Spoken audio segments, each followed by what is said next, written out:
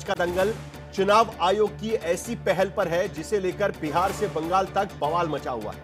और वो इसलिए है क्योंकि बिहार में चुनाव आयोग ने वोटर लिस्ट को लेकर एक स्पेशल इंटेंसिव रिवीजन ड्राइव चलाया हुआ है। इसमें चुनाव अधिकारी घर घर जाकर एक एक वोटर की पहचान सत्यापित कर रहे हैं और यह सामान्य प्रक्रिया है दरअसल। लेकिन बिहार में चुनाव आयोग ने असली और फर्जी वोटर की पहचान पुख्ता कराने के लिए एक नई पहल शुरू की।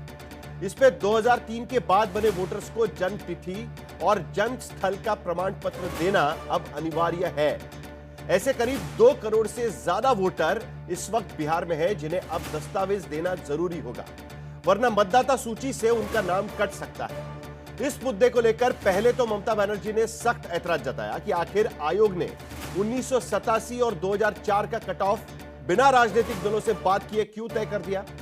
विपक्ष आशंका जता रहा है कि फॉर्म भरवाने और दस्तावेज जमा करने का उपक्रम करके आयोग गरीबों को मतदान के अधिकार से वंचित करने की कोशिश कर रहा है। तेजस्वी यादव से लेकर अखिलेश यादव तक ने चुनाव आयोग की बिहार में चल रहे विशेष अभियान का विरोध किया है, जबकि चुनाव आयोग का कहना है कि संवैधानिक अधिकारों और प्रावधानों के तहत आयोग मतदाता सूची में नए नाम जोड़ने, मृतकों के नाम हटाने का काम करती रही है और इस बार भी विशेष अभियान सिर्फ और सिर्फ इसीलिए चलाया जा रहा है क्योंकि बिहार में 2003 के वोटर लिस्ट करेक्शन के बाद वोटर लिस्ट करेक्शन हुआ ही नहीं है। लेकिन आयोग के इस कदम को लेकर विपक्ष अब विरोध की आवाज बुलंद कर रहा है। विपक्ष को क्यों और क्या आशंका है और चुनाव आयोग के सुधार की क्यों दरकार है, इन मुद्दों पर पक्ष, विपक्ष और विशेषज्ञों के साथ आज दंगल में हम बड़ी और विस्तृत चर्चा करेंगे। लेकिन पहले यह रिपोर्ट देखते हैं।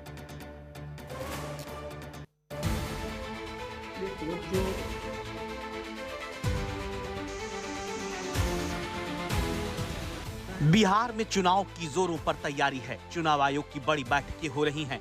आयोग 22 साल बाद बिहार में वोटर लिस्ट की गड़बड़ियां दुरुस्त करने की मैराथन मुहिम चला रहा है। बिहार में आपत्ति कम है, लेकिन ज्यादा तनाव ममता बनर्जी को हुआ। पहले तो ममता बनर्जी हुक्का पानी लेकर केंद्र सरकार, बीजेपी और चुनाव आयोग पर टूट पड़ी, क्योंकि बिहार में चुनाव आयोग ने मतदाता सूची में स्पेशल इंटेंसिव रिवीजन यानी विशेष व्यापक पुनरीक्षण शुरू कर दिया। अब ममता के साथ दूसरे विपक्षी दल भी सवाल उठाने लगे हैं। महाराष्ट्र से लेकर दिल्ली तक, हरियाणा से तेलंगाना तक के चुनाव में जिस तरह मतदाता सूची में गड़बड़ी की शिकायतें राजनीतिक दलों ने की, तो चुनाव आयोग ने उसकी सफाई का काम बिहार से शुरू करने का फैसला किया। इसमें बूथ लेवल के अफसर मतदाता सूची लेकर घर घर जाएंगे, मतदाता का सत्यापन करेंगे। 2003 के बाद रजिस्टर हुए मतदाताओं को दस्तावेज और हलफनामे वाला एक फॉर्म दिया जाएगा। उनसे जरूरी दस्तावेज मांगे जाएंगे और भरे हुए फॉर्म की सत्यता के आधार पर नई मतदाता सूची तैयार की जाएगी। चुनाव आयोग का कहना है, चूंकि बिहार में 2003 के बाद मतदाता सूची का पुनरीक्षण नहीं हुआ और इस बीच बड़ी तेजी से शहरीकरण हुआ है, पलायन भी हुआ, लोगों की मौत भी हुई और नए वोटर भी जुड़े, इसलिए संविधान के अनुच्छेद 326 और जन प्रतिनिधि कानून 1950 की धारा 16 के तहत मिली शक्तियों के मुताबिक नए मतदाताओं के निबंधन और अयोग्य वोटर के निलंबन की कार्रवाई की जा रही है, जिसमें जन प्रतिनिधि कानून की धारा 23 में तय योग्यता के तहत ईआरओ मतदाता पहचान पत्र जारी करने के लिए तय योग्यता की पहचान होगी।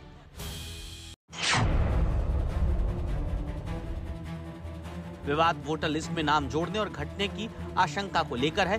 विपक्ष को आशंका है स्पेशल इंसेंटिव रिवीजन की आड़ में वोटर लिस्ट में विपक्षी दलों के समर्थकों के नाम काट दिए जाएंगे और एनडीए समर्थक वोटर के नाम जोड़ दिए जाएंगे। बिहारটা তো আসলে বিজেপির গভর্নমেন্ট কিছু করবে না। They will not do, not act for Bihar. Only 3 months are left. Whatever BJP will say, that they will follow.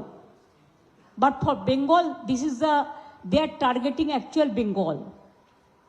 They are targeting actual migrant workers. They are targeting actual the Bengal people because they are afraid. But Election Commission cannot do it unilaterally without talking to the political parties, recognized political parties, state level and all India level. दरअसल ये आपत्ति ममता बनर्जी को ही नहीं, कांग्रेस समेत विपक्ष के अन्य दलों को भी है। उनके सवाल हैं कि जब बिहार चुनाव दरवाजे पर है तो चुनाव आयोग ने वोटर को आधार कार्ड से जोड़ने वाला प्लान क्यों बदल दिया? आयोग ने पुनरीक्षण के नाम पर दस्तावेज मांगने क्यों शुरू कर दिए? आयोग ने दस्तावेज लेने के लिए 1 जुलाई 1987 और 2 दिसंबर 2004 का कट ऑफ क्यों तय किया? चुनाव आयोग सभी दलों से बूथ एजेंट का ब्यौरा क्यों मांग रहा है? अब केवल बिहार में होगा, देश के और किसी राज्य में नहीं होगा, केवल बिहार में होगा। और क्या जो पिछले बार 2 वर्ष लगे थे, तो क्या ये पॉसिबल है कि आप 25 दिन में इसको पूरा कर लें? ये सवाल खड़ा होता है और साफ इसमें साजिश की बू आती है। और इस साजिश में और कोई नहीं, नीतीश कुमार जी का बड़ा योगदान है और मोदी जी, क्योंकि ये लोग डरे हुए हैं।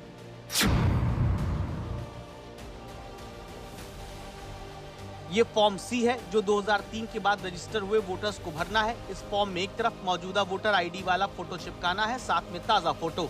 इसके बाद अपनी जन्म तिथि, आधार नंबर और मोबाइल नंबर भरना है। उसके बाद अपने पिता या अभिभावक का नाम और उनका इलेक्टोरल फोटो, आइडेंटिटी कार्ड यानी एपिक नंबर भरना है। उसके बाद आवेदक को अपनी माता का नाम और एपिक नंबर भरना है। विवाहित होने की सूरत में पति या पत्नी का नाम और एपिक नंबर भरना है। इसके नीचे असली विवाद है, क्योंकि अगर जन्म 1 जुलाई 1987 से पहले हुआ है तो जन्म तिथि और जन्म स्थल का दस्तावेज देना है। जन्म 1 जुलाई 1987 से 2 दिसंबर 2004 के बीच हुआ है तो अपनी माता या पिता के जन्म स्थल और जन्म तिथि के दस्तावेज देने हैं। और अगर जन्म 2 दिसंबर 2004 के बाद हुआ है तो आवेदक को अपने जन्म स्थल और जन्म तिथि के दस्तावेज संलग्न करने हैं। Annexure D te declaration form. I was born in India between 1/7/1987 and 2/12/2004. মানে 1947 সাল থেকে কোনো কাউন্ট হবে না।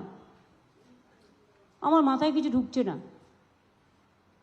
Maybe I am very much ignorant.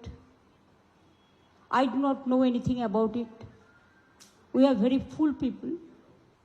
From the list given below, establish date of birth and or place of birth. মানে হচ্ছে বাবা মায়ের বার্থ সার্টিফিকেটও দিতে হবে। এটা কি হচ্ছে?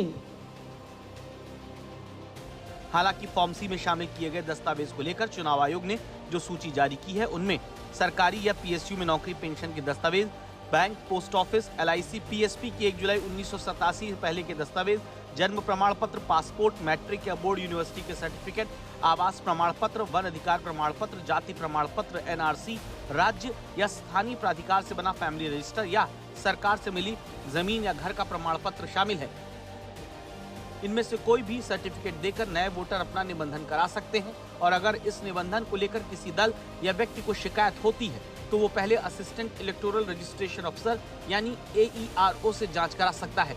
आगे DM और CEO से भी अपील का अधिकार होगा।